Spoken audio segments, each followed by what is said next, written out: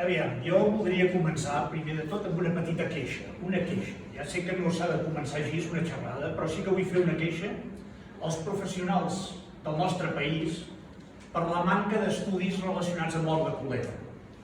Tenim arqueòlegs, tenim historiadors, geòlegs, i jo l'únic treball original que conec de col·lera és de 1854, escrit per un alemany. Per tant, per mi, això és de lamentar. Dit això, comencem. Jo el que us presento, en primer lloc, és aquest exemplar d'hort de col·lera trobat aquí mateix, a la mina Carolina.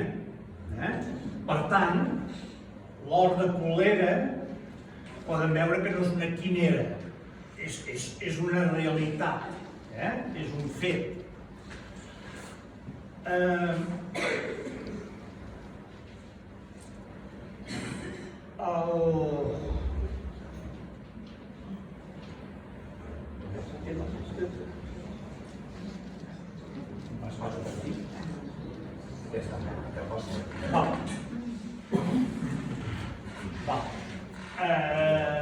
Jo, com sempre dic, una mina és una conseqüència de la seva història. I la mina Carolina n'és un exemple molt clar, com veurem. Parlant d'història, el primer que se'ns vindria al cap és preguntar-nos quan va començar l'explotació de l'hort a col·lera. Quins van ser els primers miners que van treballar a col·lera? Doncs la contesta que els haig de donar és que oficialment no ho sabem. Per què? Perquè no hi ha cap estudi d'arqueologia que ens ho digui. Aquest ha estat un dels motius que jo he volgut fer la xerrada avui. La xerrada és més per donar respostes. Donar respostes, en realitat, des de la meva modèstia, perquè jo, per molt del currículum que s'hagi explicat aquí, no deixo de ser un aficionat als minerals, un aficionat a la mineralogia. Però crec que col·lera es mereix rebre una sèrie d'explicacions. Quan va començar l'hort de col·lera? Diem, no ho sabem. Però bé, jo aquí el que he posat són dos dels exemplars d'hort manufacturat més antics que s'han trobat a prop de col·lera, o relativament a prop de col·lera.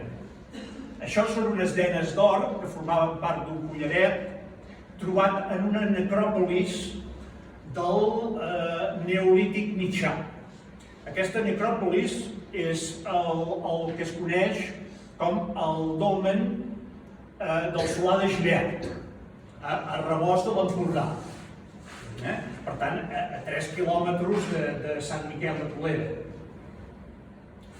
Aquestes peces es van datar entre el 3.500 i el 2.200 abans de Crist.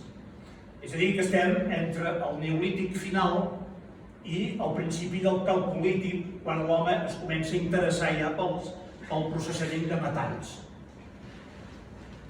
Parlem, per tant, de 5.000 anys. A vegades, quan parlem de 5.000 anys enrere, ens pot venir al cap les imatges de pel·lícules, de documentals o de novel·les que hem llegit, en la que veiem una sèrie de persones mal vestides, brutes, amb pells, que potser viuen en coves, que tenen faccions rares, que no es renten. Doncs res de tot això. Quan es van confeccionar aquestes denes, fa 5.000 anys, la gent fisiològicament era com tots els que estem aquí. La capacitat cranial era la mateixa, per tant el nivell cultural era el mateix. L'únic que no tenien són els avenços tècnics que tenim ara. Però per altra banda, la cultura era molt avançada. Aquí he posat la gran piràmide de Keops d'Egipte. És a dir, quan aquestes peces es van confeccionar, s'estava construint la piràmide de Keops a Egipte, que és l'única meravella de l'antiguitat que ens queda. Per tant, ja veiem que, aviam, de cultura en teníem, d'estructura de país, d'estructura cultural en teníem. Després, aquestes peces es van trobar en un enterrament, es van trobar el 1979. Del 1979 fins avui ha plogut el suficient com perquè algun dels experts d'aquí a Catalunya pogués agafar i fer-ne algun estudi isotòpic. És a dir, agafar l'or de diferents punts de Catalunya i veure si corresponia amb aquest. No ho ha fet ningú, ni aquesta peça, tampoc. Aquest or podria procedir de Colera? Sí, per proximitat.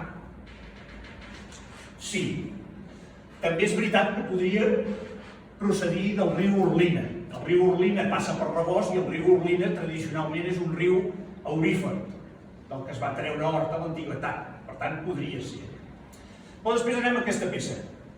Aquesta peça, com poden veure aquí, és una peça de 6 centímetres que pesa més d'11 grams d'or. Dit així per no semblar gaire, però avui, actualment, les mines a cel obert d'or s'exploten per una llei d'entre 1 i 2 grams per tonelada. És a dir, que si avui haguéssim de treure aquesta peça, hauríem de processar entre 6 i 12 tonelades de roca. Per tant, en aquella època això era una peça important, era una peça destacable. Això era una dena també que formava part d'un collar. I aquesta també es va trobar en una necròpolis, també del Neolític. Aquesta necròpolis se'n diu el cau del Tossal Gran a Torroella de Montgrí. Quasi bé a tiro de pedra de les Medes. Aquesta peça provindria l'or de Colera? Jo quasi n'estic convençut. Em poden dir, home, però hi ha una distància d'aquí a Colera, oi? I com que ens han fet veure molts dels documentals o pel·lícules que en aquella època només anaven amb un tronquet buit navegant, doncs sembla difícil. Ara no sé. Doncs jo crec que sí. Aquí veuen aquest martell lític de percussió, això és un martell lític de percussió del Neolític, d'escotadura central, és a dir, que aquí al mig és on aniria el pal lligat amb els tendons que es feien servir a l'època, i això ja ho he trobat a la terrera de la mina Carolina. És a dir, que a falta d'estudis dels professionals, jo crec que efectivament els primers miners que hi van haver van ser en el Neolític final o primers del Calcolític. És a dir, aquest període que estem parlant entre el 3.500 o fa 5.000 anys, per posar un exemple. Per què? De Colera a Torroella. Hòstia, hi ha molta distància i com que anaven en troncs. No anaven en troncs.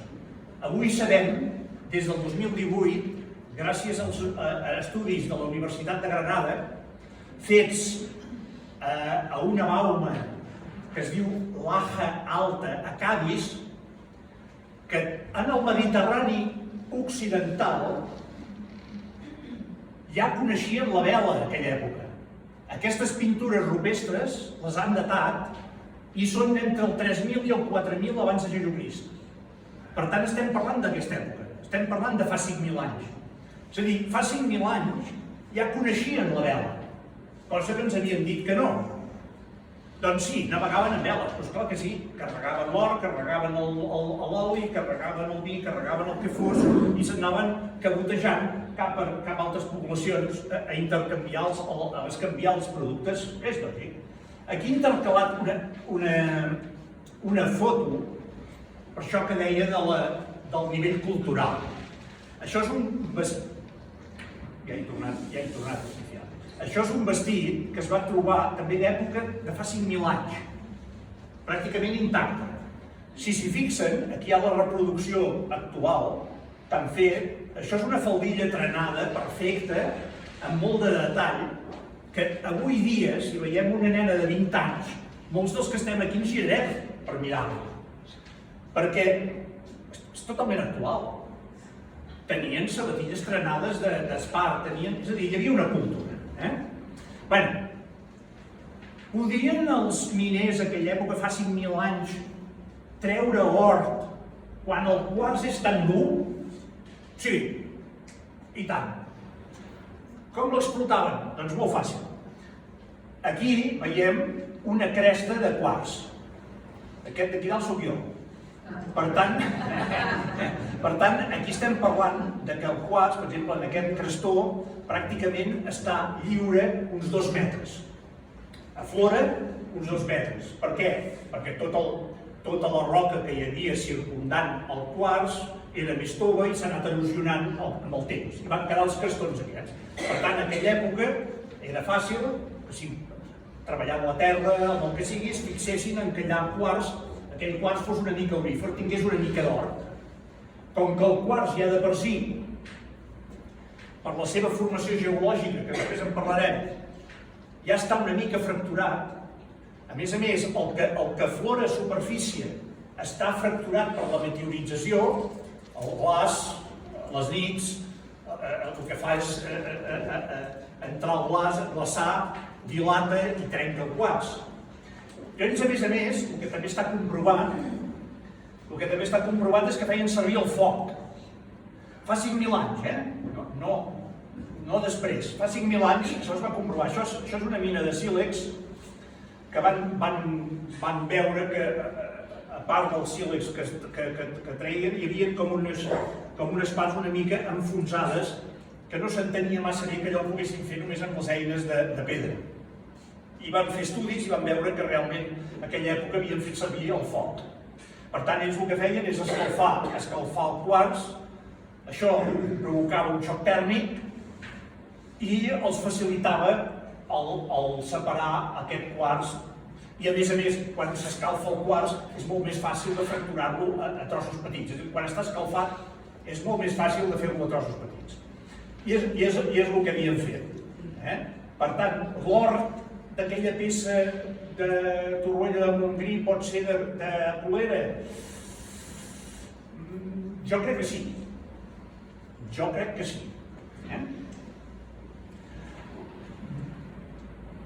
Això és el que jo he pogut verificar. Jo crec que es va seguir explotant. És a dir, no ens quedem només a fa 5.000 anys, o fa 4.000. A l'època dels íbers segurament es va tornar a treballar. El que passa és que com que eren explotacions petites, què passa? Que després aquestes mines les van treballar els romans. I com que els romans el que van fer quan van venir aquí a la península va ser retreballar el que els altres ja havien treballat, perquè aquí ja hi havia una cultura, ja hi havia un poble, ja hi havia uns coneixements, ja hi havia unes mines. Els romans el que van fer és treballar a gran escala. Per tant, els treballs que hi poguessin haver d'èpoques antigues, tot això ha quedat pràcticament desdibuixat.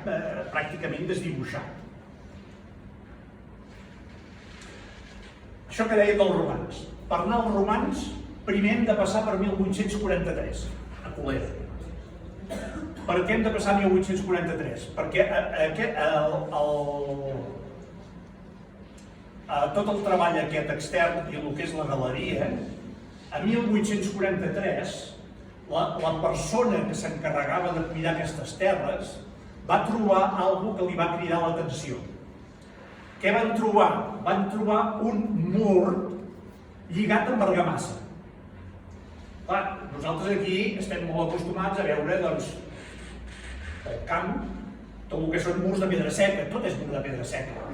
No lligaven amb argamassa. Per tant, aquí vam veure alguna cosa estrany. És a dir, l'argamassa no deixa de ser calç amb sorra i aigua, que és el que feien servir. I l'home va començar a gratar, va començar a obrir aquest mur d'argamassa, va trobar molta pedra, va anar fent una galeria fins que va trobar aigua. Al trobar aigua va pensar que això era una mina d'aigua.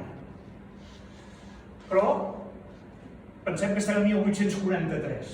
1843, les Espanyes ja havien perdut les colònies productores d'or. Mèxic i Perú ja ho havien perdut. Per tant, hi havia molt interès en buscar or per tot arreu, a la península. Després, què va passar? Aquí va venir una primera companyia minera, no sabem quina, que el que va fer és, a la part de dalt de la mina, això seria un planell, si han entrat a la mina doncs ja ho coneixen, això seria l'entrada de la mina, aquesta seria una galerieta que hi ha exterior. Doncs aquesta primera companyia minera el que va fer és buidar la part externa. D'aquí a que quan veiem la mina hi ha algú que no ens encaixa, que és aquests terrers d'aquí, que diem, d'on surten aquests terrers? Qui els va posar aquests terrers aquí si no hi ha pous de mina ni hi ha galeria? Doncs aquests terrers són els que van crear per buidar el que hi havia dintre. Per què? Perquè tant en la mineria romana com en la mineria medieval, quan una explotació l'acabaven o consideraven que ja era estèril, com que el medi de subsistència era bàsicament la ramaderia i el cultiu, el que es feia és recuperar els terrenys. I tots els terrers que hi havia es tornaven a posar dintre la mina. És a dir, que quan van treure aquest mur de pedra, aquest mur amb argamassa, el que es van trobar és una pila de runa. I el que van fer és treure-la. Aquesta companyia minera no va veure res, no va veure mineral, ho van deixar i s'acabava. Va venir una segona companyia minera, que aquesta ja va fer la neteja de tota aquesta part i aquesta d'aquí baix. És a dir, va treure més runam, que bàsicament és el runam que veiem aquí. És a dir, nosaltres veiem un runam, seria la neteja d'aquesta part, veiem un altre runam, seria la neteja d'aquesta part. Aquests, quan van fer la neteja, ja van trobar pics que es podrien atribuir als romans. I van trobar una cosa molt curiosa. A la part fonda van trobar una superfície de 150 metres quadrats, coberts amb grava de diferent gra de 40 centímetres.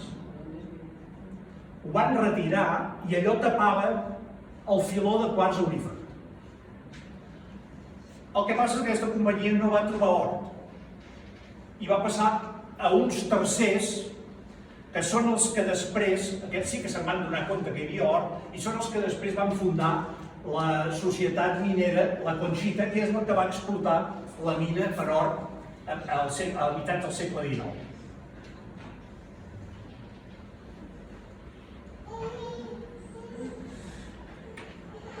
Van treballar els romans Colera? Sí, per lo que jo he vist, sí. A la mina Disgusto, fixin-se aquí quin lluernari típic romà hi ha, és quasi bé de llibre. 15 per 15 d'alçada, és a dir, que permet, a més amb concavitat, per tant permet posar i treure la lluerna del vi. 10 centímetres de fondo. Les lluernes mineres feien 13, és a dir, que estava calculat per deixar el ble sortint i aprofitar el màxim d'il·luminació. Per cert, les lluernes aquestes que feien servir normalment en mineria, aquí feien servir oli d'oliva. Oli d'oliva, aquí n'hi havia prou i de sobres.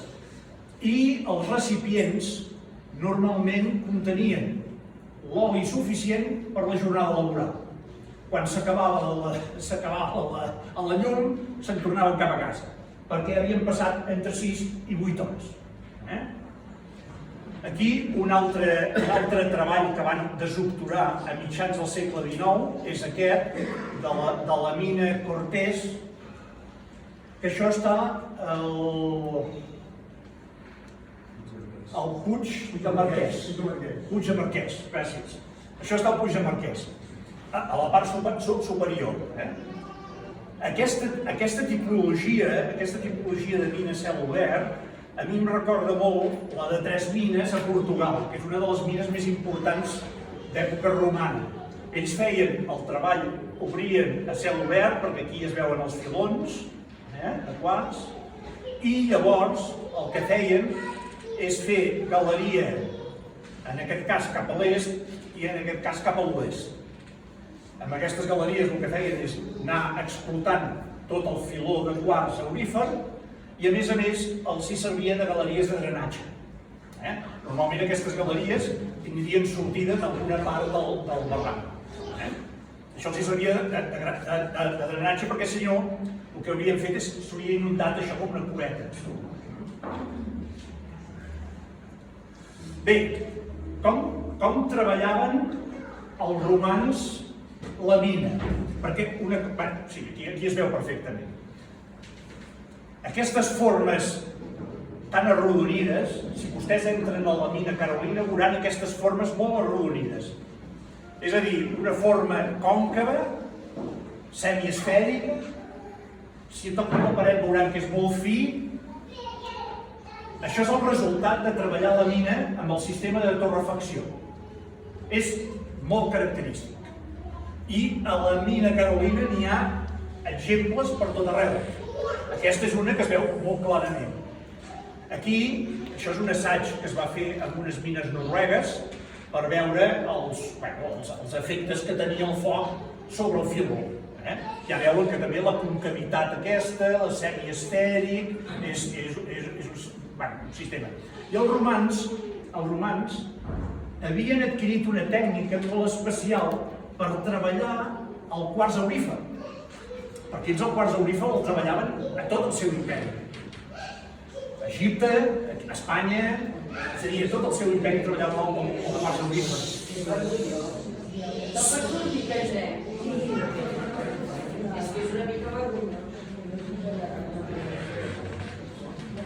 Bé, doncs havien adaptat una tècnica molt especial en la torrefacció. Quan me'n vaig donar compte? Quan vaig entrar a la mina, quan vaig començar a rascar la terra de la mina, què vaig trobar? Carbó. Si els romans haguessin fet servir aquesta tècnica, l'únic que trobaríem és cendra. Però el que hi ha a la mina és carbó. Molt carbó. Que per cert, amb l'arqueòloga, la Margarida Genera, que és especialista també en mineria antiga, el que volem fer precisament és una prova de carboni 14 sobre aquest carbó per veure l'antiguitat que pot tenir. Doncs per què aquest carbó? Per què hi havia aquest carbó?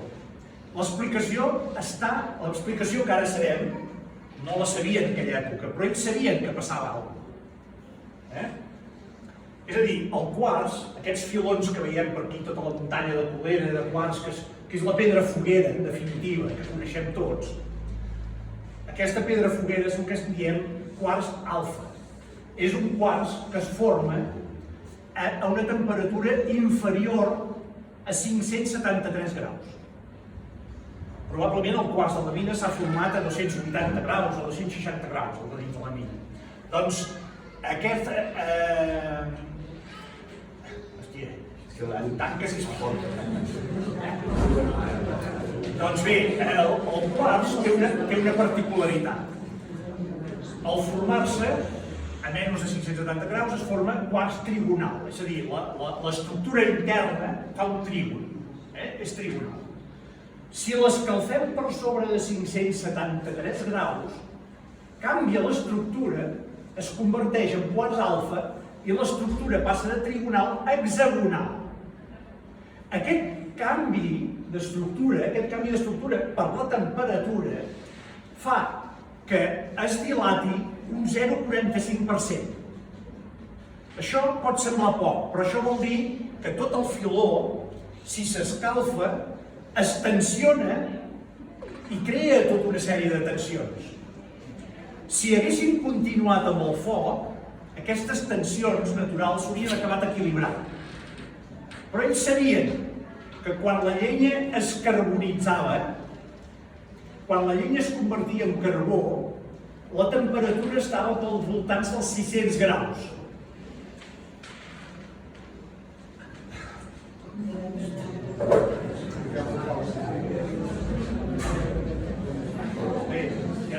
No. Doncs la temperatura, sabien que en aquell moment passava. Què passava? Doncs aquestes tensions naturals. Si en aquell moment ells el que feien és tirar aigua sobre la roca calenta. Llavors provocaven el que se'n diu el xoc tèrmic. Com que el quars no és bon conductor del calor, la part més superficial, la que tocava més a fora, es contraia, el quars es contrau, mentre que la part interna, que encara està calenta, es dilata. I això feia, sumat a aquest canvi estructural, que tota l'estructura, tot això, aquesta parets, tot això s'esquerdés. Ells amb cada foguera podien aconseguir avançar 30 centímetres. Ara, avui dia ens pot semblar poc, però amb la mineria normal, amb la mineria que només feien servir el foc, només avançaven 10 centímetres. Doncs els romans van aconseguir avançar 30 centímetres en cada foguera d'aquestes. Llavors, què buscaven ells? Buscaven això. Això és quars aurífer. Això és el que es va explotar a la mina Carolina. Exactament això, quars aurífer. Això és el que buscaven. Llavors ells, amb aquest sistema de torrefacció, el quars què fa? El quars sol fracturar-se paral·lel a la superfície externa. Per tant, sortien llesques paral·leles a la superfície externa. Per això sempre dona aquesta forma arrodonida. Llavors ells, els blocs que quedessin grossos,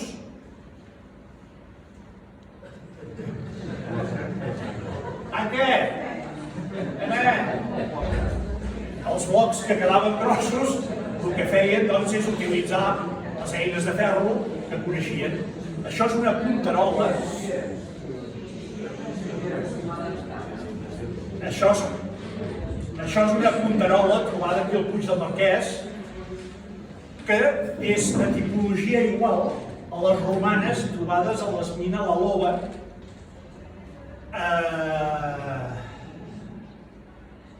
a Fuenteovejuna. És exactament igual.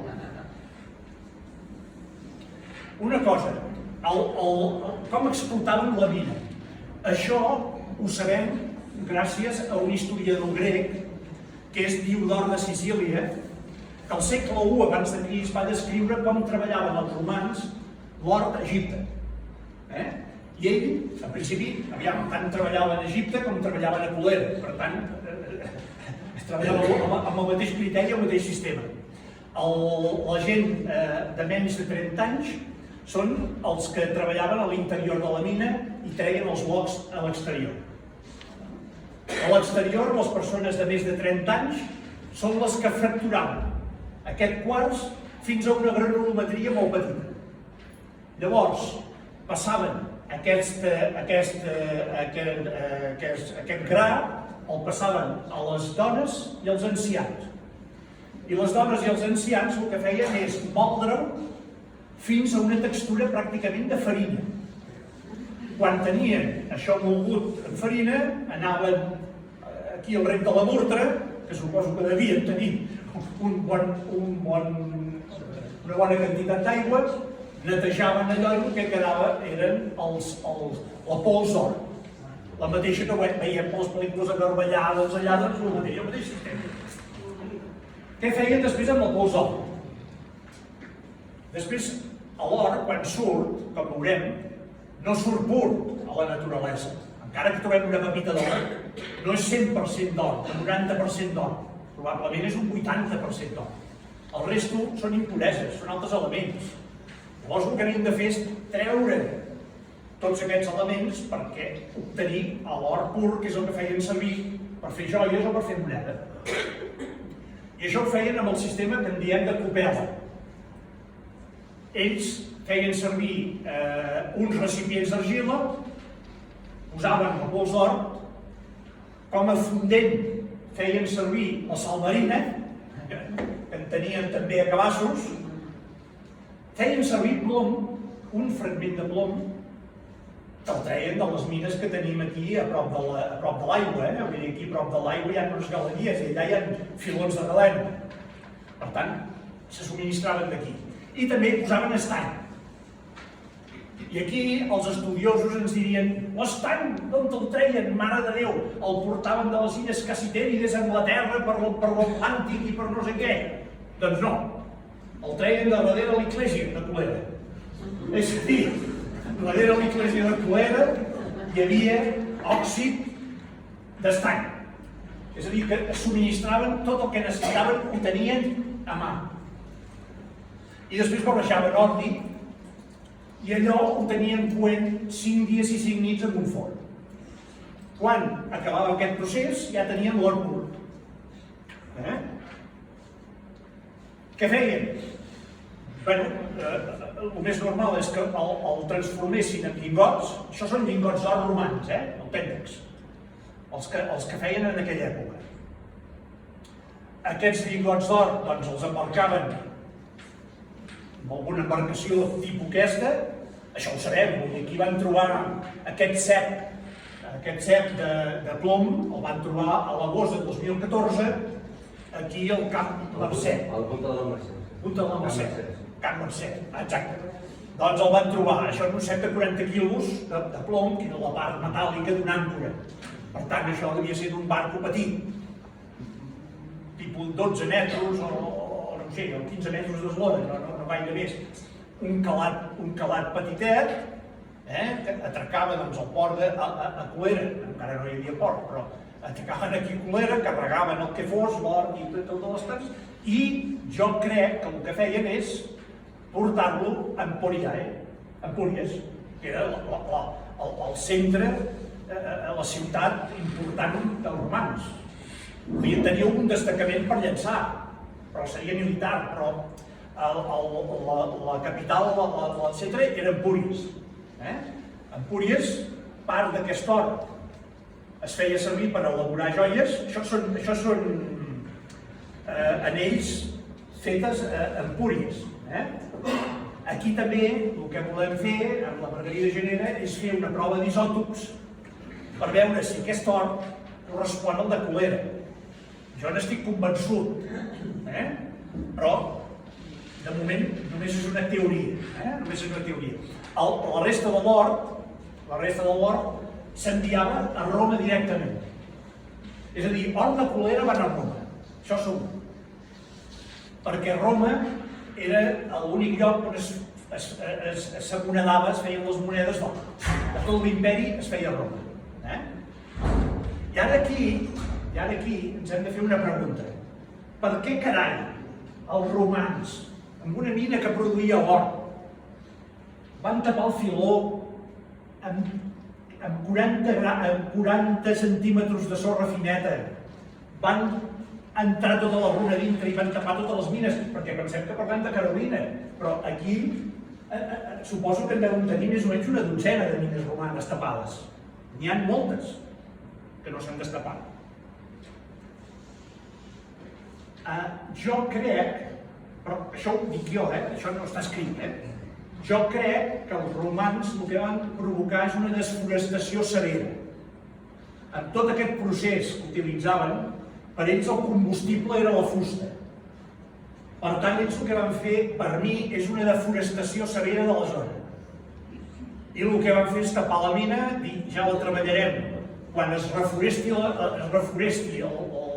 territori, un territori, si està severament deforestat, pot tardar de 50 a 100 anys, per tant, ells sabien que havien de passar molts anys. Suposo que el període en què es va treballar devia ser ja l'imperi final i així, i les mines van quedar totalment tapades i oblidades fins a 1843, que és quan hem vist que les van destapar.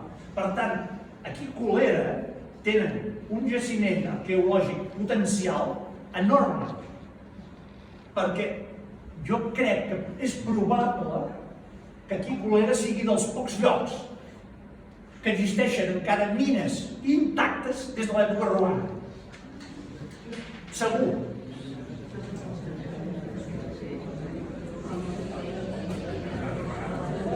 Bé, Per tant, ara saltem una altra vegada a partir de 1843. Tot aquest temps les mines oblidades. No es treballava or, no es treia res. Bé, or no. Altres minerals sí, però or no. Bé, aquelles persones que se'n van donar compte que aquí a Carolina hi havia riquesa d'or, van buscar capitals industrials a Barcelona i el que van fundar és la societat minera La Conxita. La societat minera La Conxita és la que va explotar la mina Carolina. La societat es va fundar el 18 de juliol de 1846. El 18 de juliol de 1846 es funda la societat minera La Carolina. La Conxita. És una societat moderna pel seu moment. Massa. Aquí la història va tenir molt de pes en compte. Perquè és una societat que es va concebre del primer fins al final com una societat moderna. Però hem de tenir en compte una cosa. Estàvem a 1846. 1846 estàvem encara en la preindustrialització. Tot just començava la industrialització. Tot just aquí a Espanya. I això va castigar molt. Que ja ho veurem. El primer que van fer va ser una cosa molt singular a l'època. Tornem a 1846. Van contractar un enginyer de mines.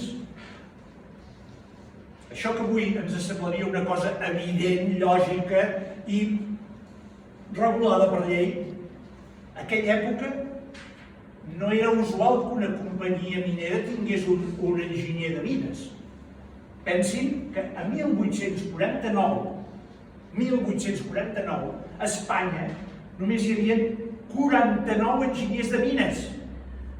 49 a tot Espanya, la majoria funcionaris del govern. Per tant, que una companyia pogués tenir en nòmina, en plantilla, un enginyer de mines, això era extraordinari a Espanya. Però ells ho van tenir. Es deia Enric Rosales. Aquest enginyer va estudiar enginyeria a la Bergh Acadèmia de Freiberg, llavors Regne de Saxònia. La Bergh Acadèmia de Freiberg junt amb l'École de Mines de París eren les dues acadèmies més prestigioses que hi havia en aquell moment. El senyor Enric Rosales va tenir de professor el Carl Werner von Cotta. Dit així no ens sonarà absolutament de res, però el professor von Cotta va ser un geòleg molt prestigiós. Entre moltes altres coses, a ell li devem la classificació moderna de les roques. Tot allò que vam estudiar, que ens deien la roca és sedimentària, ígnea i metamòrfica. Això l'he dit. És a dir, el professor von Cotta era una persona molt prestigiosa en aquell moment. Què fa la societat? La societat La Conxita encarrega un treball geològic al professor von Cotta, a través del senyor Enric Rosales, que havia sigut alumne seu. I el senyor von Cotta comissiona dos professionals i de cert nivell que van venir de la Bergh Acadèmia de Freiberg fins a Colera a fer l'estudi geològic. Parlem de quan van venir era 1849. Fem-nos una idea històrica. 1849, a Espanya només hi havia una trista línia ferroviària que era de Barcelona a Mataró. Per tant, fer venir dos tècnics de la Bergh Acadèmia de Freiberg del Regne de Saxònia a Colera, que la majoria de ciutadans d'Espanya no sabien ni encara saben on és Colera, doncs era un mèrit excepcional. Els que van venir va ser el Karl Hermann Müller, que en alemany no sé com es pronuncia, però jo ho dic tal com ho llegeixo, el Karl Hermann Müller, que ja era geòleg, i ni més ni menys que un membre de la noblesa saxona, que era el baró Fontveus. El baró Fontveus va venir a Colera a treballar, a fer l'informe. El baró Fontveus era el capità de mines de Saxònia. És a dir, era una persona d'alt rang a la mineria saxona. I la mineria saxona, llavors, en aquella època, estava per sobre de les altres mineries del continent. Llavors, van presentar el treball, el van presentar a la companyia el 1849, i el 1854 el van publicar. És a dir, això ho poden trobar a internet. L'únic que passa és que pensin sempre que quan busquin dates de Colera antigues han de buscar Colera amb U. Això és important, Colera amb U, però fixin-se, aquí parla de Colera, Catalonien. Bé, Déu-n'hi-do, es va situar Colera al centre. A més, una cosa, de les mostres que van recollir, perquè quan venen a fer l'estudi ja havien passat 3 anys de la constitució de les mines. La companyia minera La Conxita ja havia fet un pou de 35 metres separat en 2 galeries, una de 15 i una de 29. I a la de 29 un contrapou de 22 metres. És a dir, aquests ja són treballs que s'havien fet. I havien començat a fer el socavón d'entrada des del barranc, des del rec de la Murtra. Hi ha una galeria, doncs aquella galeria ja l'havien començat també. Aquella galeria, per cert, la van acabar en 1851, té 167 metres, comunica doncs el rec de la Murtra amb els treballs interns a la mina. Allò, la intenció era fer-hi un carril amb trenet per treure el material directe des de la mina fins a la platja per poder carregar el material. El tren jo no he trobat que s'hagués arribat a fer. I també és important una cosa, torno a repetir, estem encara en una època preindustrial pràcticament. Tots aquests 167 metres i tots aquests treballs, aquests pous i tot això, ho van fer encara amb pólvora. Pólvora feta a Catalunya, encara en molins d'aquí a Catalunya, però pólvora. És a dir, la dinamita, el senyor Nobel no la va patentar fins al 1867. El 1867 això ja no existia, tot això que estem parlant. I amb la dinamita s'avançaven uns 10 metres per mes. Perdó, amb la pólvora s'avançaven 10 metres per mes. Amb la dinamita, 40 per mes. És a dir, que tota l'estructura que es va fer té molt mèrit. Bé, el senyor Müller el que va fer l'estudi i un parell de punts que va destacar que penso que són interessants és que se'n va donar compte que l'or es trobava associat en el quars gris negrós, no en el quars blanc. L'altre és que va determinar que de tot el filó que ell podia reconèixer en aquell moment, per tant estem parlant, no sé, de 30, 50, 60, 70, uns 70 metres, d'aquests 70 metres ell va veure que un 10% era aurífer, un 10% contenia or. Va agafar mostres d'aquí i les va enviar a Saxònia per fer els anàlisis. Els anàlisis es van fer a Saxònia. I els anàlisis, més o menys de mitjana, aquesta zona aurífera de mitjana, va donar uns 156 grams per tonelada. Les parts més riques, 600 i pico de grams i 900 i pico de grams, però de mitjana 156 grams per tonelada. El senyor Müller va dir, jo no puc determinar la llei perquè no he pogut reconèixer tot el filó, és veritat. Si només ens limitem a el que va reconèixer i el que ens diu, la llei que s'exportava aquí a la mina era d'uns 15 grams per tona de material extret. Que anava molt d'acord amb amb la llei de mines que es feia a Europa. Les mines d'or europees en aquell moment explotaven lleis d'entre 10 i 20 grams per tonelada. Per tant, la mina de Colera era una mina rica, relativament rica.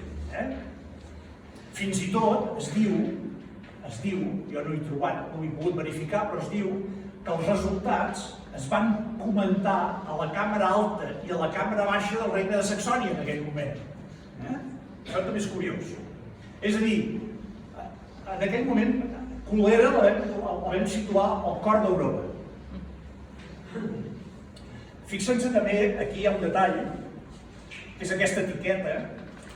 El baró Fontveus, quan va tornar a Saxònia, es van dur mostres que les hi va regalar amb el doctor, amb el professor Fontcota, i aquestes mostres avui encara estan a la col·lecció de la Berg Acadèmia de Freiburg, que a més té una de les col·leccions de minerals més importants d'Europa.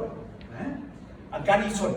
Aquí poden veure que parla de, diguem-ne, la ganga de Tort, el quars aurífer, Cullera, llavors aquí van escriure Cullera, província de Girona, aquí ve dir Pirineu Oriental, i entregat pel capità de mines Fontveus.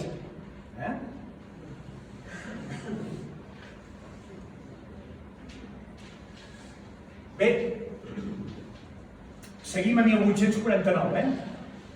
A 1849, l'estat espanyol va publicar una nova llei de mines. Com totes les lleis que es fan a Espanya, doncs, sempre es fan no per interès del ciutadà, es fan per interès d'una minoria.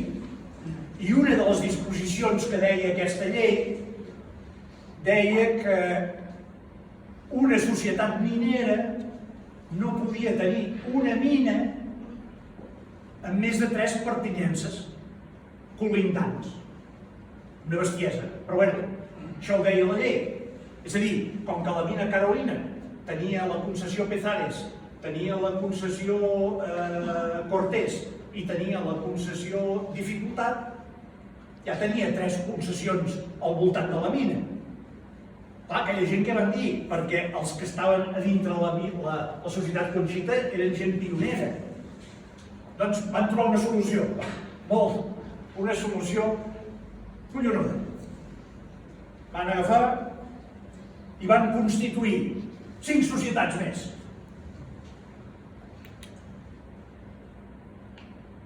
La Feliz Primera, la Feliz Segunda, la Feliz Tercera, la Casualidad Primera i la Casualidad Segunda. No van pensar massa. I cada una d'aquestes societats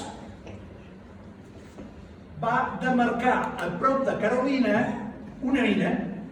Per tant, ells el que van fer és blindar tot el fil d'or. Per què? Perquè la competència no pogués posar mines. Però la llei també deia una cosa, la llei deia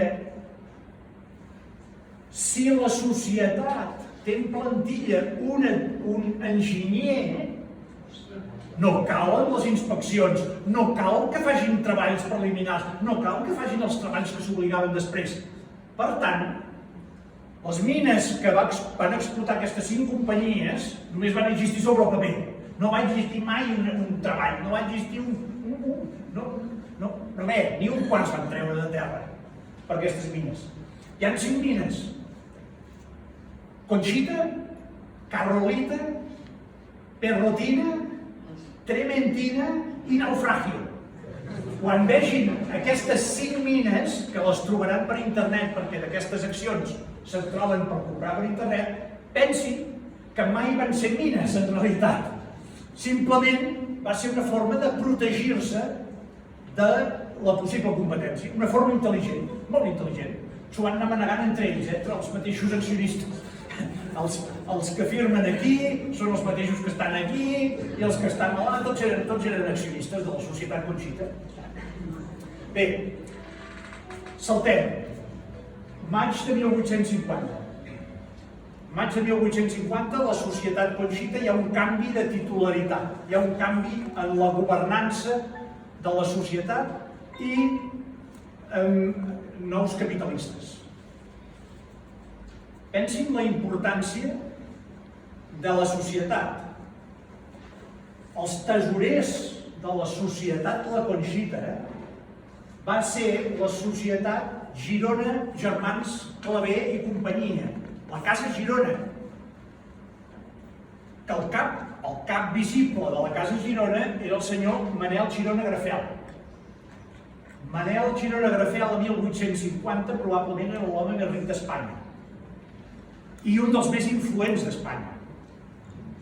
Manel Girona, junt amb els seus germans, van fundar el primer banc comercial industrial d'Espanya, el Banc de Barcelona. Va fundar la Cambra de Comerç de Barcelona. Va fundar la Societat General de Tabacs de Filipines, que dit així es pot semblar que només venien tabac. Allò va ser la primera multinacional espanyola. Era la primera multinacional espanyola. La marca de tabac era la Flor de la Isabela, que això n'hem sentit a parlar bastant. Doncs això era el mercè Manel Girona Grafel. I a més va ser 8 anys alcalde de Barcelona. Això com a tesorer. Com a president hi havia en Josep Manel Planes Conte. Josep Manel Planes Conte havia sigut excomandant de l'exèrcit, notari exercent de Barcelona, pensem en 1850, notari, 1850 un notari tenia, com que diu, un grau militar. Notari de Barcelona va ser un dels grans impulsors dels ferrocarrils de Barcelona, a Madrid. Va ser diputat de Corts a Espanya, diputat provincial a Espanya. Per tant, fixem-nos el perfil de personatges que intervenien a la mina Conxita. Eren gent de primer ordre en aquell moment. El comptador, el que s'encarregava, que tenia el càrrec de comptador, era en Manel Joan Camps. En Manel Joan Camps, a l'agost de 1850, va fer donació dels terrenys i la fàbrica al Poble Nou de Barcelona, on allà van habilitar la fundició. És a dir, fixem-nos bé que la companyia aquesta va anar actuant amb una direcció molt ben portada. 1850 donen els terrenys per fer la fundició, que a finals de 1850 es comencen els treballs per habilitar la fundició. Aquí he posat també un personatge que d'una forma o d'una altra també va intervenir. És en Laureà Figuerola. En Laureà Figuerola, en aquell moment, era catedràtic d'Economia i Dret a la Universitat de Barcelona. Quan va caure el règim d'Isabel II, va ser ministre d'Hisenda a Madrid i president del Senat de Madrid. I la persona que va fer el canvi monetari i ens va introduir la pesseta a Espanya. Per tant, Laureà Figuerola, un català, va introduir la peça petita, la pesseta, a Madrid. Laureà Figuerola tenia amistat amb el que era president, amb el Planes Conte, amb el que era president de la Conxita, perquè freqüentaven la mateixa associació d'amics a Barcelona. I aquí ens situem a 1851. 1851 per mi és el gran any de la societat, de la mina i de Colera, que és quan troben el filó més important d'or. I es dona una circumstància molt especial, que va tenir lloc el 1851 la primera exposició universal a Londres. El senyor Laureà Figuerola, aquell que hem vist petitet aquí, va ser el comissari per a Espanya. de l'exposició universal. Com que es coneixien amb el president de la Conxita, hi va haver una crida perquè es portessin allà els millors minerals, les millors matèries que tenia cada país, a l'exposició universal de Londres, que es va celebrar en aquest palau de cristall que es va construir express a Hyde Park, amb vidre i ferro, que llavors era el que estava de moda, es van presentar dues mostres d'or de Colera. Les dues úniques mostres d'or primari que va presentar Espanya. Una peça de 8 quilos, 160 grams, i una peça de 2 quilos, 270 grams. I fixi's un detall. El catàleg oficial de la Gran Exposició de 1851 ens diu 2 exemplars de quars aurífer de la mina Carolina de Colera, a Girona, amb les mesures corresponents, més riques, amb més riquesa d'or, que les del jaciment de Borisovich dels Urals a Rússia. Pensem que en aquell moment, 1851, encara no coneixíem l'or d'Austràlia, ni coneixíem l'or de Califòrnia. L'or amb més riquesa que es treia llavors del continent era el de la mina Borisovich dels Urals. Allà s'explotava ja una riquesa de 30-40 grams per tonelada, és a dir, pràcticament el doble de la resta de mines. Jo aquí he aconseguit una mostra d'un filó d'or d'aquesta mina. Per tant, les mostres que es van portar d'or a l'exposició universal de Colera havien de tenir una riquesa semblant a això. És a dir, havien de ser unes mostres realment impactants. I més perquè el propi catàleg oficial et digui això. Per tant, és un any en què Colera entra per la porta grossa en els aconteixements, en l'aconteixement més important del món en aquell moment. Fixem-nos, això és un gravat de 1851, però no de Colera, sinó d'Alemanya. Però bé, era la forma que tenien de treballar. Això ho he posat aquí només per destacar una cosa. Aquell 1851, a la mina Carolina treballaven 300 persones. 1851. Pensin una cosa. El diccionari Madoz, que és el que ens dona l'estadística d'Espanya a 1849, ens diu que Colera tenia 101 habitants. 101 habitants. Per tant, a 1851 treballaven a la mina Carolina per l'explotació d'or, exclusivament per l'explotació d'or, 300 treballadors. Va ser tal la demanda de mà d'obra que els jornals van augmentar un 80%.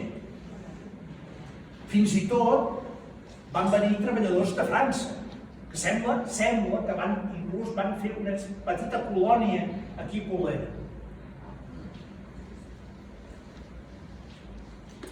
Bé, com he dit, això és la zona on en aquell 1850 a Poble Nou de Barcelona, que llavors era Sant Martí de Provençals, em sembla que encara és un poble, es va construir, es va habilitar la fundició de la Conxita, de la societat. Les obres van començar a finals de 1850 i es van inaugurar al novembre de 1851. La fundició es va dotar de tot el necessari perquè el material, el mineral entrés i sortissin els lingots d'or, per poder fer tot el procés. La molta, el rentat, la fosa, l'assaig, etc. Es van fer laboratoris. Es van fer habitacions pel director, que el director de la fundició era el mateix que el director de les mines, l'Enric Rosales. A més, es van comprar els forns a Anglaterra i es va fer portar treballadors especialistes d'Anglaterra. Això jo vaig seguint perquè ens fem una idea de la importància que tenia aquesta societat i de la visió de futur que tenien els inversors que van fer això. El material es transportava en vaixell propi de la companyia. Jo he aquí posat un vaixell tipus Pilot, que jo em sembla que havia de ser un vaixell semblant a aquest, perquè són vaixells d'un calat bastant baix, com aquí a Colera no hi ha molta fondària.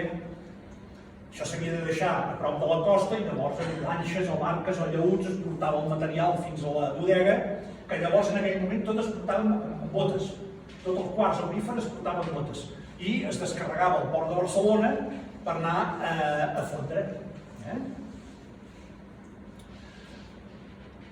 La primera fosa, el primer assaig que vam fer era l'octubre de 1852.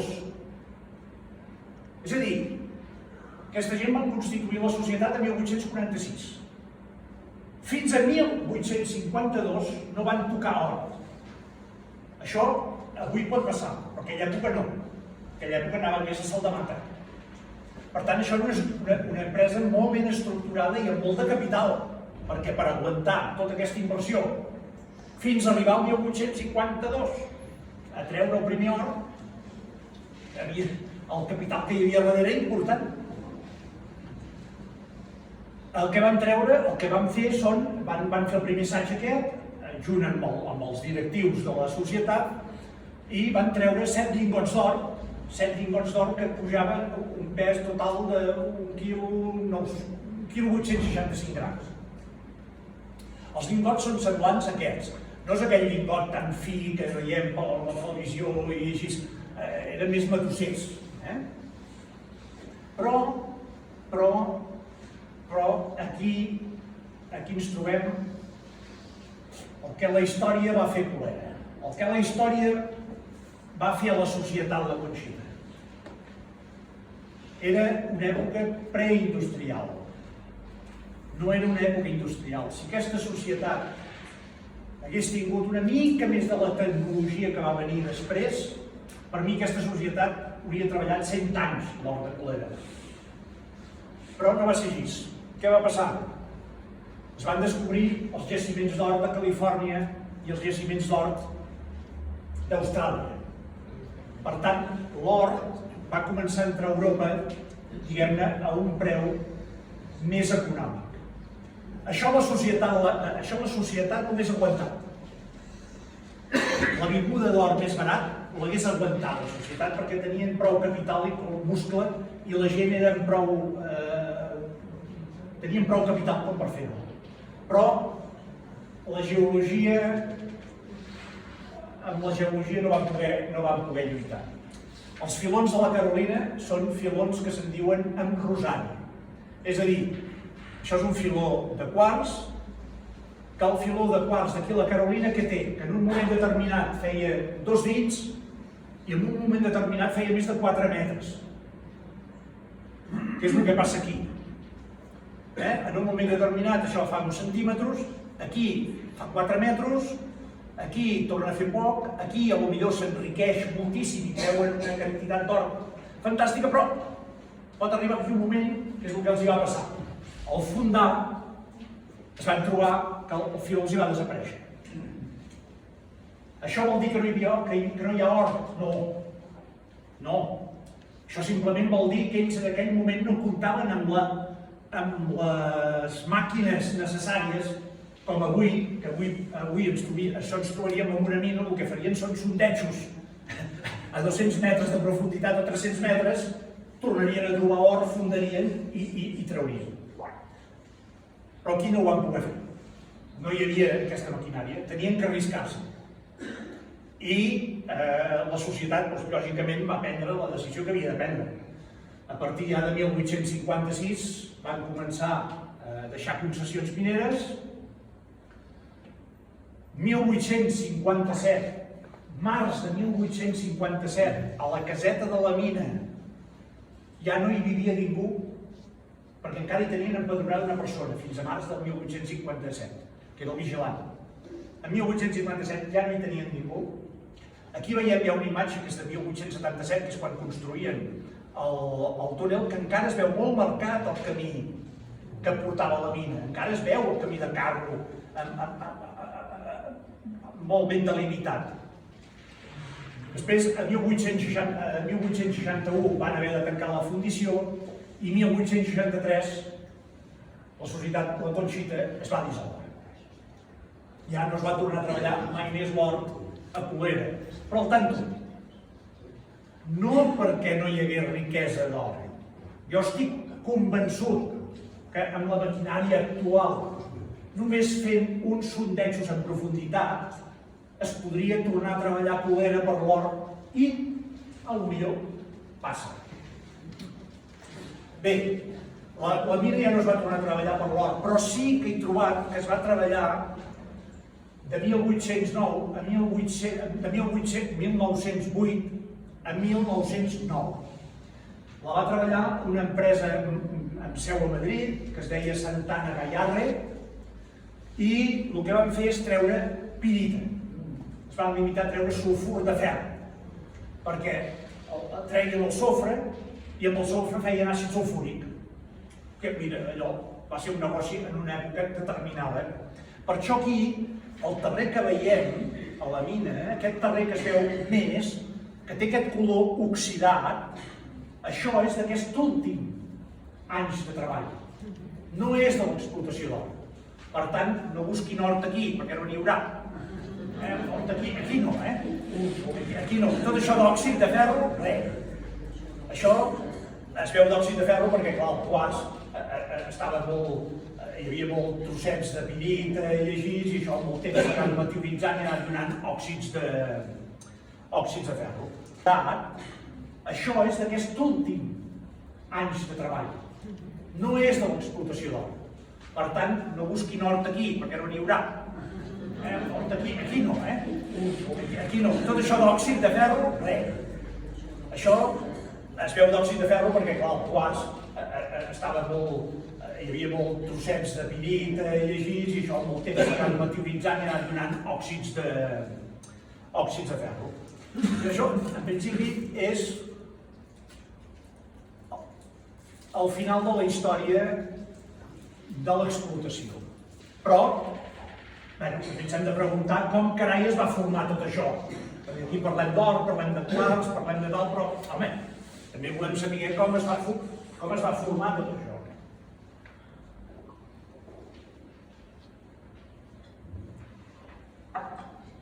Per saber com es va formar, ens n'hem d'anar aquí.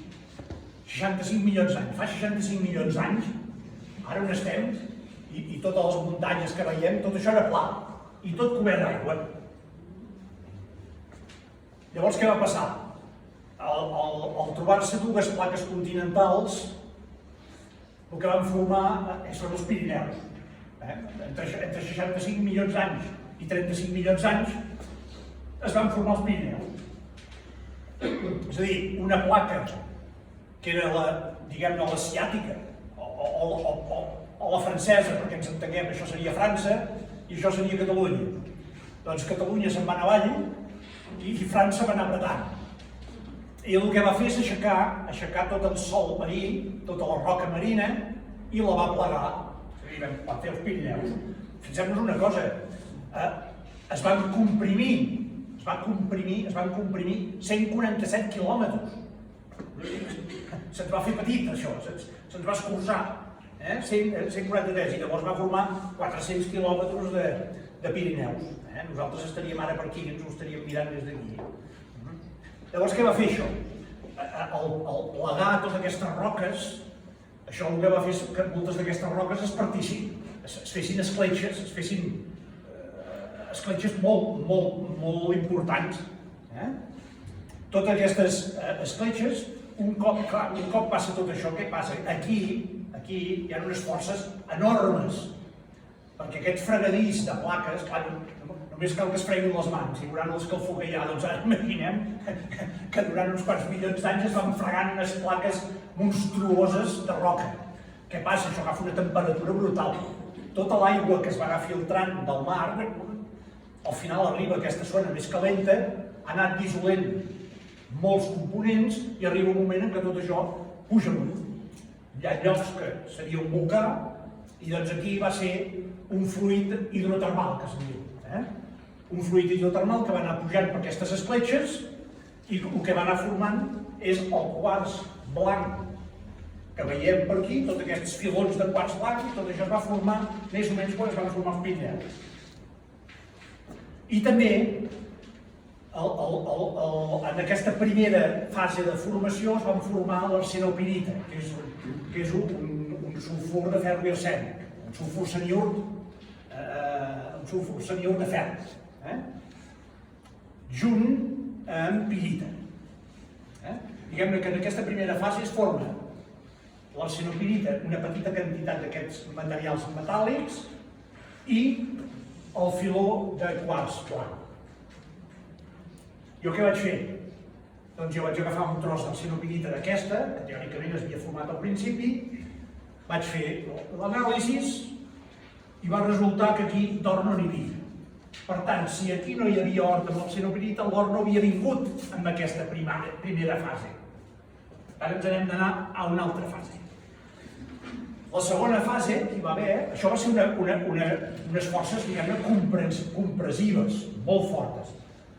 Entre els 25 milions d'anys i els 14 milions d'anys, el que fa que tot això es relaxa.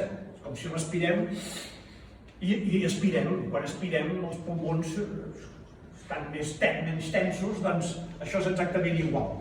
Aquí el que hi va haver després és una distensió.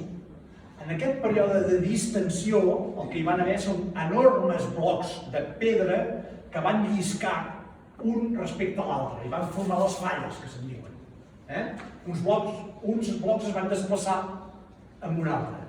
Si van aquí a la mina Carolina pel terrer, pot ser que trobin algun quars que els hi sembli que l'hagin polit. No és que l'hagin polit, és que va quedar polit quan hi va haver aquest fregadís, aquest desplaçament de blocs. En aquesta segona fase va tornar a haver-hi una reactivació hidrotermal, uns fluids hidrotermals, que a les falles el que van fer és, es va fracturar el quars, es va fracturar l'arsenopirita que hi havia, es va formar la galena, que és el sulfur de plom, que hem parlat abans, i la calcopirita, que també és un sulfur de ferro i coure.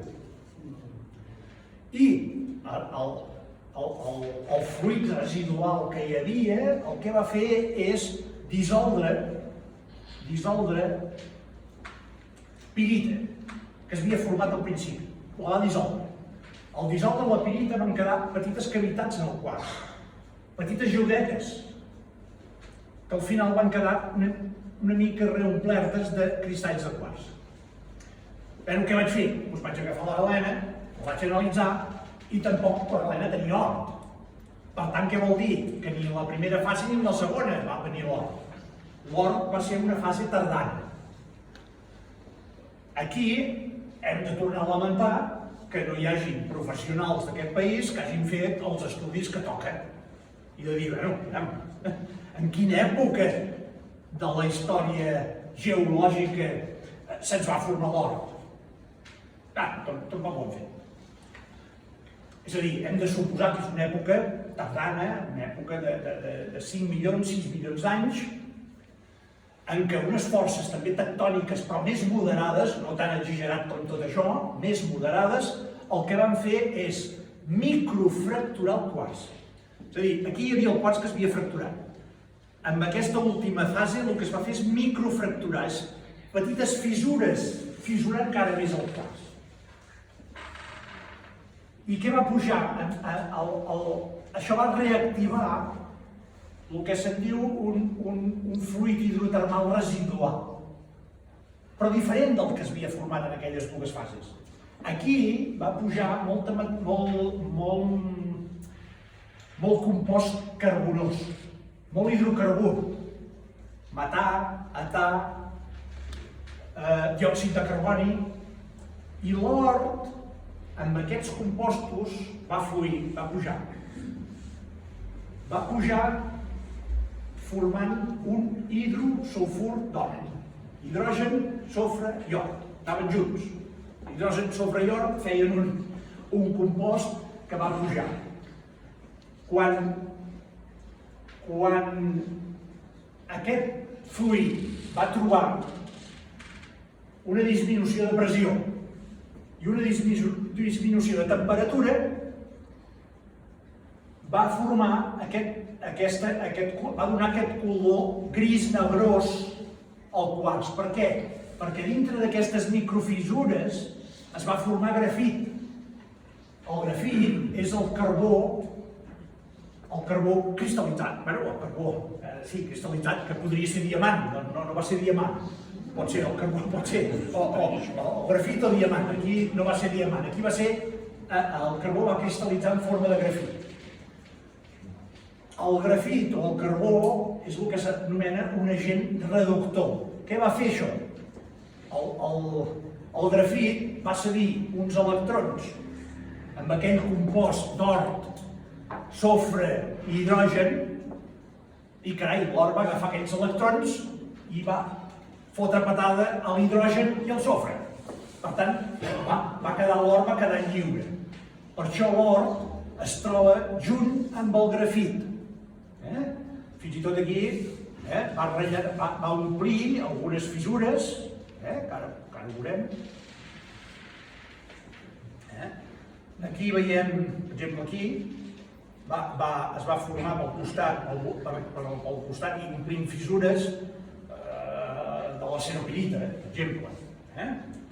Aquí veiem un cristall, aquí també, són el que en diem cristalls subèdrics. El cristall, quan és perfecte, és un cristall perfecte, diem que és un cristall euèdric. Quan diem que és subèdric vol dir que només té algunes cares de cristalls. No és un cristall massa bonic. Aquí té alguna cara, aquí també, aquest també té alguna cara. Lo normal és que l'or, què va passar? Com que va entrar per fissures molt petites, es va acomodar a l'espai que tenia. És a dir, l'or aquí és tal com el veiem. És a dir, es van acomodant els quarsos que hi havia i així és que és tal com s'ha trobat. Aquí, per últim, he posat el planell que va fer el geòleg en 1849, que aquí es veuen les mines, és a dir, aquí, per exemple, veiem els filons que va examinar. Això és un planell geològic de 1849, I aquí hi ha les diferents mines, la mina Carolina, la mina Pesares. Això pràcticament tot això, aquestes mines, totes aquestes mines encara estan tapades. Van destapar una mica, però pràcticament encara estan tapades de l'època. Cuzco, aquí va posar Cuzco, jo diria que no, que era Cortés, però aquí n'hi ha diverses perquè a la part, diguem-ne, de l'est, des de la carretera venint de Portbou, es veuen uns treballs bastant grossos. Allò també són treballs romans per l'explotació d'or. Aquí sí que van destapar més. Els dos llocs que van destapar més va ser aquí i a Carolina. Per què? Perquè era el mateix filó. No per res més, simplement és perquè era la mateixa formació de quars. I van dir, carai, si aquí n'hi ha, aquí també. L'únic que passa és que aquí no en van trobar i en canvi a Carolina en van trobar. Si ara nosaltres agaféssim i féssim sondejos en profunditat a tot d'aquí, jo estic convençut que Polera tornaria a treballar-se